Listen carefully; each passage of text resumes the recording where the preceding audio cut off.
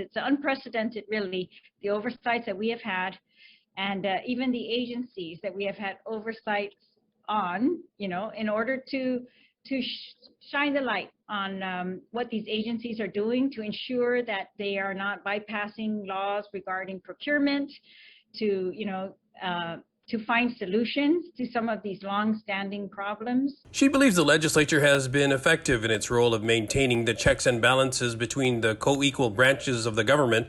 In particular, during the pandemic, they've tried to stay on top of how the administration is spending federal assistance, including the governor's discretionary American Rescue Plan funding. So individually and as a group, I think we've been very effective at steering the conversation as to use of ARP funds, right? Ensuring that, or putting in our urging as to where these will be used and how these can transform lives and transform Guam, permanently if used properly. The primary functions of the legislative body are to control the government's purse strings and to pass a budget. That's another area the Speaker believes this legislature has been successful. In the past, many legislatures operated in deficit, right? They said it was okay to overspend, to spend more than you reasonably could bring in.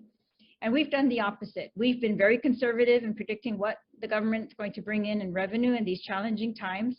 And we've been very judicious as to how that will be spent. She says it's resulted, for example, in the government's budget deficit being paid up and timely payments of income tax refunds. The Speaker adds that keeping an even closer eye on government revenues will be their continued focus heading into 2022. I don't like the term excess or surplus revenues because it kind of paints a distorted picture. When you look at, overall in the past few years, of course, we've been operating at a much reduced budget.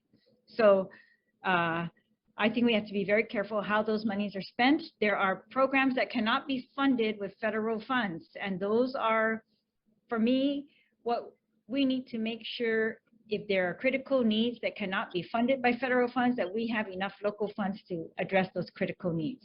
And there are many. For Guam's News Network, I'm Nestor Lecanto.